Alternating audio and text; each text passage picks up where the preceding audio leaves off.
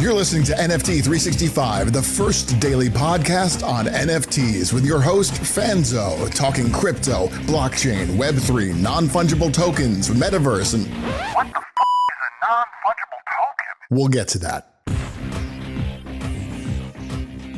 What's up, friends? Welcome back to another episode of NFT 365. We are sponsored by the Crypto Business Conference. You want to learn more about that, stick around towards the end of the episode. I will share some more on the Crypto Business Conference. And we should be really thinking about and breaking down not only where innovation lies, but also where we can learn together, how we can grow together. And so on this episode, I'm going to talk a lot about really the premise around how do we find, how do we build a team, how do we align with the right people? Like, should we, jump into an incubator type situation? Should we bring on advisors? Should we talk to consultants? Should we build our team full of, those that have already launched projects? Or should we have people that are, heavy collectors? We're gonna talk a little bit of all of that stuff.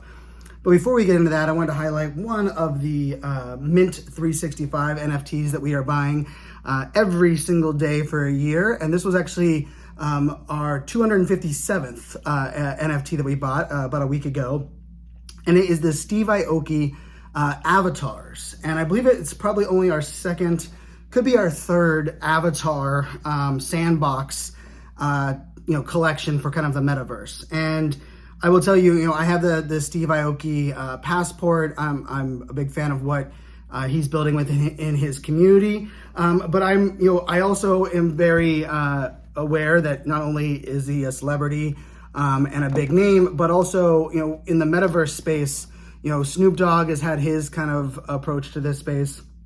But for me, a lot of the avatar components, a lot of the avatar value add or even NFT drops haven't really stood out to me, mainly because it seems like random creation of avatars.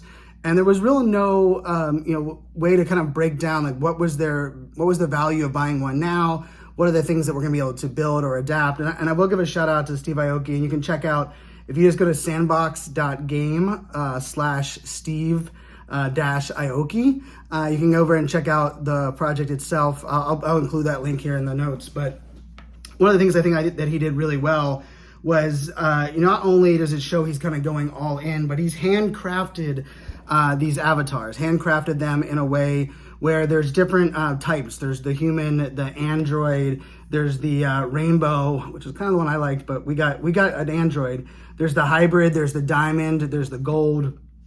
And not only within these rarities, there's also different kind of functionality. And then there's also, he even has what he's considering his own Steve Aoki avatar, right? And really the idea of, not only designing and customizing your own, but also being able to play and earn and kind of build on your sandbox avatar. I think this project's going to be a fun one to track, a fun one to be a part of. And I really think, as a sandbox, as any of these metaverse, lands or metaverse platforms grow or expand, one of the things that we're going to have to really understand are what is the difference between someone kind of randomly showing up in the metaverse versus someone being a part of a community and having kind of their own, not only first impression, but their own kind of overall kind of view. And I will tell you, I've been testing out Spatial, spatial.io. I've been using them, over the last couple of weeks, testing out some things. I think I signed up for an account probably 7 months ago, played around in it a little bit, but I actually think we're going to move some of our, live recordings. So right now we live record on, our Facebook group, on LinkedIn, on our YouTube. Well, I'm playing now with the idea of what if we were able to live record directly into metaverse play, kind of where a spatial.io, so where not only could we watch together, but we could also connect and kind of, live in that metaverse component together, right? Where when I'm talking about something, we can actually have that link pop up in the metaverse on another screen, and we can see people kind of interacting, and it can be even a little bit more collaborative. So stay tuned for some things there. I'm playing around there. Nothing definite yet, but you will definitely know when I do. Now, into this topic, right? And I will tell you, the amount of inquiries, and And I really enjoy, advising and consulting with brands and businesses. And I enjoy, kind of coming on board. I'm very much someone that is kind of in that all or not, I wouldn't say an all or nothing, but I will not work with, or I will not align my brand, my business, and really even my advice with just anyone, right? I'm very selective on those that I'm working with. And part of the reason for that is that I know what I know. But I think more importantly, I know what I don't know. And therefore, I don't want to sign on as an advisor or sign on to consult or even, oftentimes take on a third or fourth, consulting call with someone that my experience, my knowledge, my insights isn't either aligned directly with their vision or aligned with where I know they need help. And so before I get into what is an incubator or what are some of these advisory programs or what are some of these partnerships that we have to, that are available for projects today, and even for, actually I saw a pretty cool, I can't remember who's was announcing it, but someone's announcing rather than just an alpha group, they're actually building kind of a crowdsourcing of NFT community where it's less about kind of just sharing alpha or white lists, but it's more about each person kind of taking on certain project and they become the ambassador of that project. And we're doing that in our Discord. So if you jump over to our Discord, we actually have an ambassador for lots of projects, I think over 20 projects or so, where different people in our community who are passionate about that project have taken on that, volunteered for that role. And they're going to share and keep us updated with what's going on in that project. And it kind of works out really nicely in our Discord. And part of that to me, as a collector investor, as well as a founder of a project, as well as this podcast, is, it's that you don't know what you don't know, but you also have to really surround yourself with people who know what you don't. I can't even stress that enough, right? Since for me now, almost 20 years in the real world that I've been, working, from enterprise tech to a booming startup, to an entrepreneur, creator, influencer, podcaster these last many years. And I can't tell you how important it is to know what you don't know. And the reason I say that is because you have to know how to ask the right questions, and surrounding yourself with the right people isn't about knowing what you know, because I can tell you what I know, but how does that help identify where my weaknesses are or where the things are that I'm struggling on? And to be clear, part of that is also the idea of, just because I don't know something doesn't mean I can't manage it or I can't learn about it to develop it. But how does that align with my priorities and the things that I'm working on?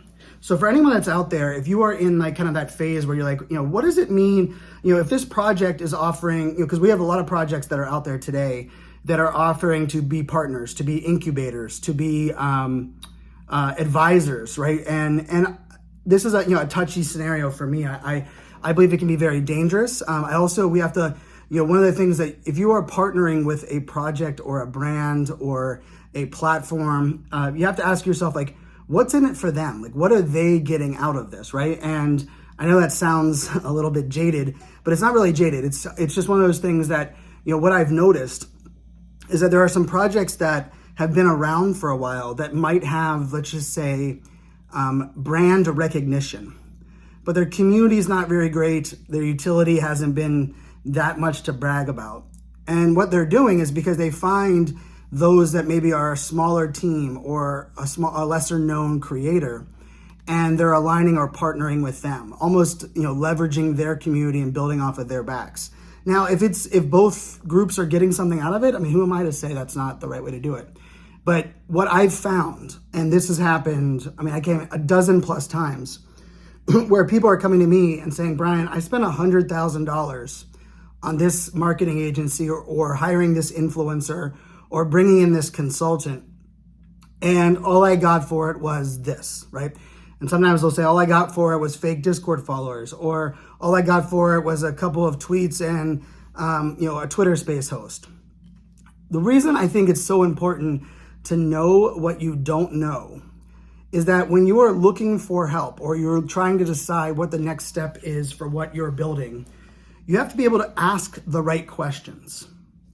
And I cannot stress this enough, that I believe most partnerships, most advisory or consultant roles or scenarios today aren't defined from the beginning with the right questions, right? Like, hey, can you help me? Do you know how to do this, right? Or I'm attempting to do this. What is your experience in doing so?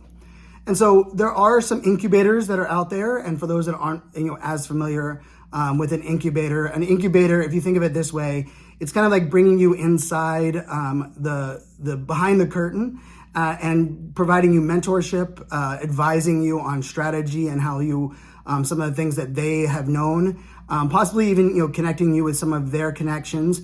But it's not in most cases. An incubator isn't going to do the work for you, right?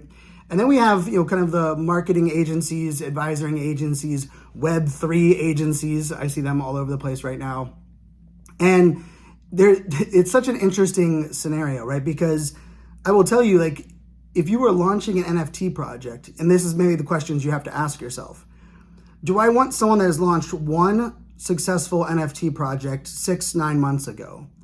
Do I want someone that has launched a successful project but has also advised a lot of projects? Or do I want someone that maybe has launched a project, maybe it's a fairly small project, but they've been involved in a massive amount of projects? Or maybe I want someone that is more of a thought leader and a connector, and someone that can connect us to their network. Or maybe you just believe that you need a better storyteller or someone that can amplify your message.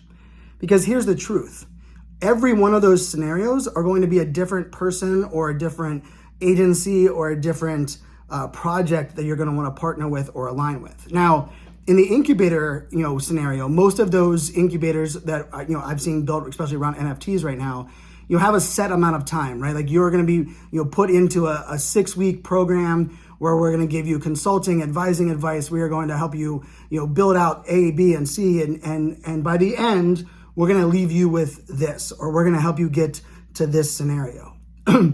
If those things aren't mapped out and they aren't specifically aligned with the spaces that you need help, or where you're looking for, where you've identified as your gaps, then I would stay clear of those type of scenarios. Now, if you are one that is, hey, like, I'm at this point, let's make sure, like, I just need to get over the hump, and these are the things that I need, and being a part of this, part of this incubator is the right play, then I am all, I believe that can be of massive benefit.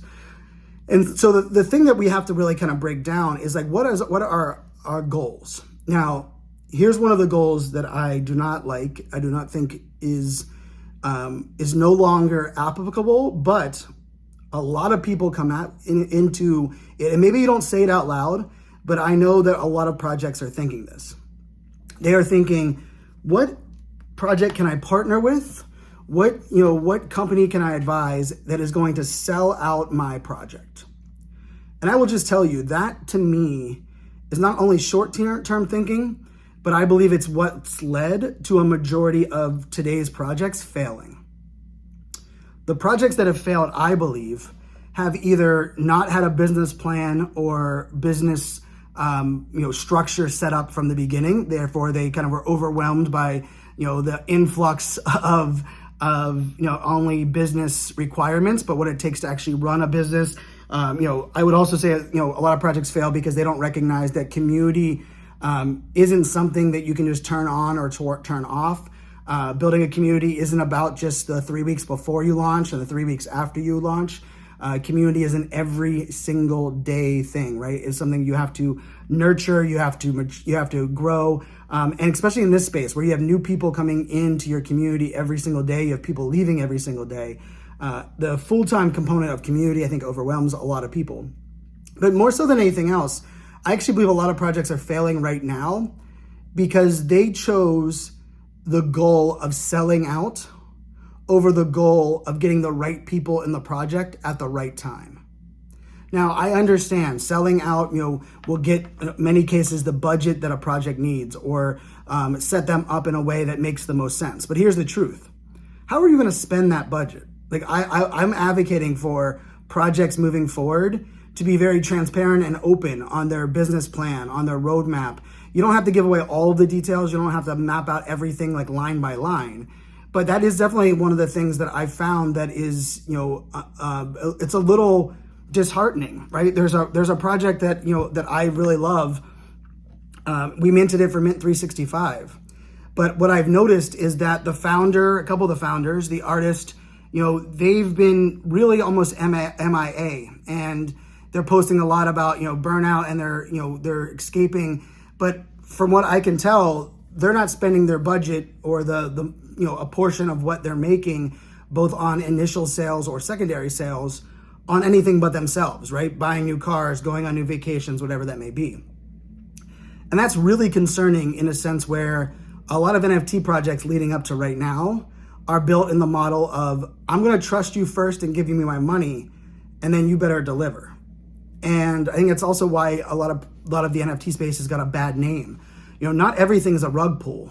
In many cases, NFT projects they weren't a rug pull or a slow rug pull, I hear people saying.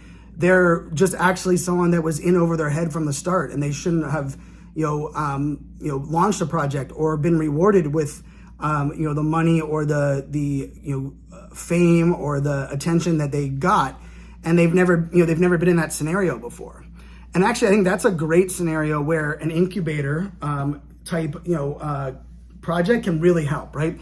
If you have a mentor that has launched startups before, if you can have advisors that have been entrepreneurs or influencers or creators for many years, that can be massively beneficial. If you have, people that are on your team that can help you, maybe where you're at right now is that, you know what the utility is that you want to provide, you understand, you have your business goals, you have, your focus and passion, connected to what you are building, but you're still missing kind of like the nuances of the business. Like there's some really powerful people that we can align with in that case. The other thing we have to think about is we almost have to take, NFT projects back a little bit to like Shark Tank, right? Or Techstars, or what's the one? I think it's something Dragon, Enter the Dragon or something, which is the UK or international version, where what we have, the questions that are often asked in Shark Tank are, what do you want this money for? What is your, who is your target demographic? How are you going to scale? What is your goal in handling IP? How are you going to market? What portion of that budget is going to go to you for your salary? And all of these things are essential in NFT projects. And it's why I think we're seeing people right now call these NFT businesses. These aren't, a project in many cases is a component within a bigger business, right? And I will tell you, even with what we're building here within the media company that we're building, there are NFT projects. There is the content creation podcast media arm where we're doing, video and influencer and content work. But we're also building out, the builders co-op. We also are building out not only education within our community, but we're building out, what does season 2 look like? What is Mint 365 after November 11th when we sell the collection as one, mosaic? And a lot of that, there's a lot of little projects within that. But we also are building what will be the NFT, kind of business, I like to say front door of our business that will be an NFT, project. And that is a business that is around that.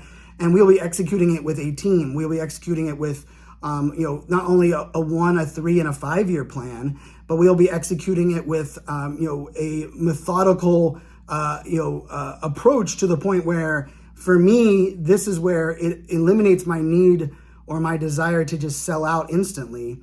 And I would much rather focus on, okay, where are our strengths? What are the things that we can provide our community?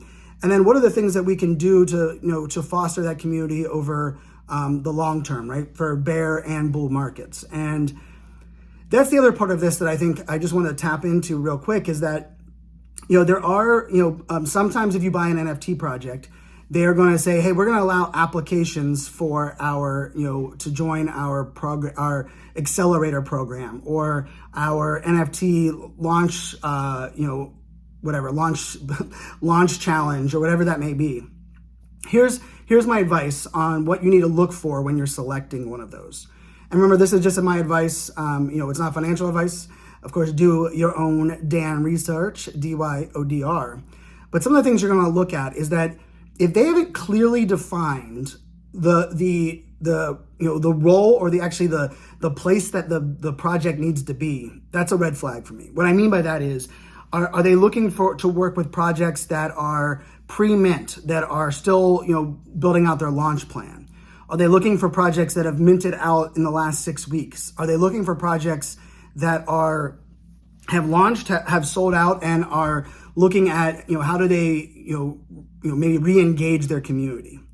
The other things that within that is you also want to look at like the time frame, and also who is the team behind this, right? Because it's one thing to have, let's face it, a founder of a project, right? It's like, hey, join this accelerator program because we have such and such as on our team.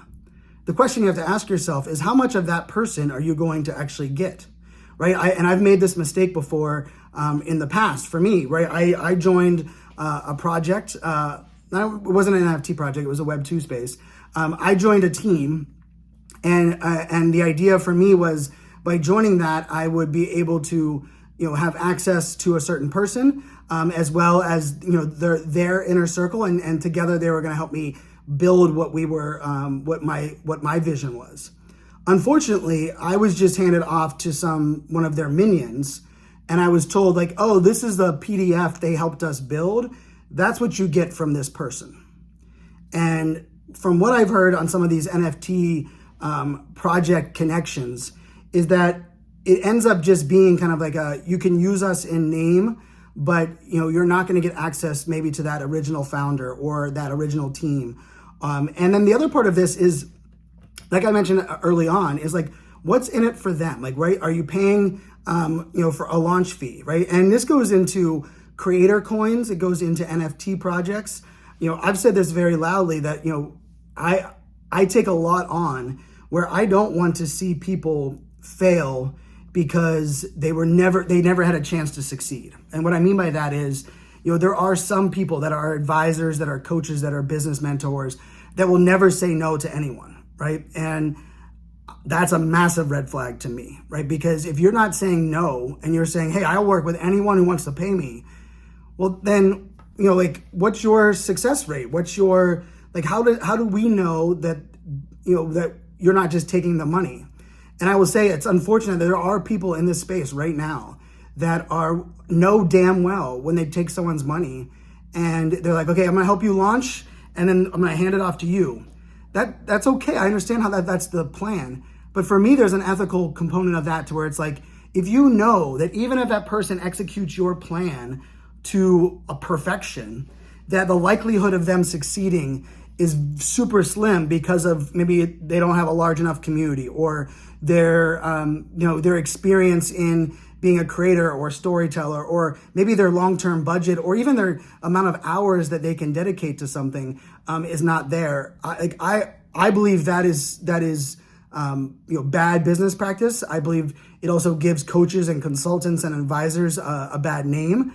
But I also know that's kind of how business works, and I can't really solve that. But what I can do is I can educate, and I can educate like we're doing right here. And this isn't a pitch for you to hire me or hire my team. And I will honestly say, we are extremely selective. And I know for some that have reached out, that can be a little bit frustrating. And I know for some they're like, Brian, don't you understand? Like, we just want to, team up. We just want to bring you on board. And the truth is, not only do we have a finite amount of time and resources, but I'm also a huge believer in it has to be right for both of us, mutually beneficial. And then lastly, what I'll say is, don't allow the bad apples, the marketing agencies that are buying Twitter followers or going to help you get a Discord bot, or those that are they've never launched or advised before, but all of a sudden they're Discord experts, or maybe they're all of a sudden, experts of, NFT projects, even though they launched one and they haven't even really paid attention to the market. That to me is probably the biggest lesson that I think we have to kind of tap into this, is just because someone launched one project successfully doesn't mean they can help others launch a project, Like I truly believe that if someone is not building something and hasn't been building something the entire time, and maybe they were just at the right time or the right place, like I'm all for their success. But I'm also for recognizing they probably can't help anyone else because they're not really even sure what made their project success. So if your goal is to mirror their success, ask yourself and ask them like questions on, like what are the core things? What are the things you're going to help me that worked for you? And that includes, if you're not involved in a lot of projects, right? There are a lot of founders that don't buy other NFTs at all. They only know their project. And so how can they tell you what's going to work for your project and for growing your audience or building your NFTs if they only know and they're only within their own walls of 10,000 PFPs, or they've only launched within their own time? And the beauty of this space is you could be listening to this podcast right now. Take down this advice and go and activate your project, launch your NFT, launch your creator coin, do what you believe can be, is the best interest for you. And then set yourself up, understand like, hey, I've been investing in NFTs and building collections now for 5 months. I decided to launch my own 333 PFP collection that we just launched. And like, I really do believe there are a lot of great people that have a lot of great experience that aren't maybe the biggest names or that have the most followings on social. And the bigger question of it is, how important is it to you, their breadth of knowledge across the entire industry versus their breadth of knowledge on just the things that they worked on within their one project or their one or two collections that they currently hold. And I think that to me is something that I think will be, it's exciting to see this space. I will tell you, in the early adoption phase where we're at right now is that there are a lot, we're going to see new agencies, new businesses, new brands sparking up every single day that are going to be trying to, capitalize on the fact that this market right now is really looking for, developers and storytellers and content creators.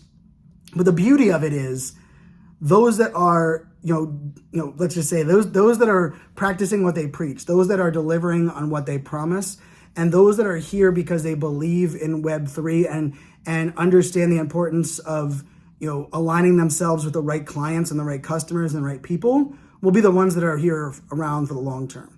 Like we've already seen, like there's a couple NFT project advisors that I know very well that are no longer doing that as their job. And it's not because they didn't love it. It's not because they didn't make a lot of money with it. It's because they had no results. They had not, they did not help. They did not care. And in many cases, they kind of got exposed for their lack of understanding, their lack of experience. And so that'll be interesting as we kind of phase through this.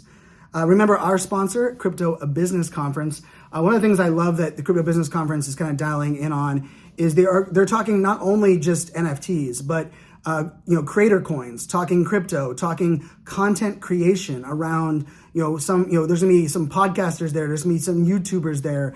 It's really a breadth of talented, creative humans that are going to be there to collaborate, to work with. There's gonna be ones on stage, there's gonna be ones in the networking plaza.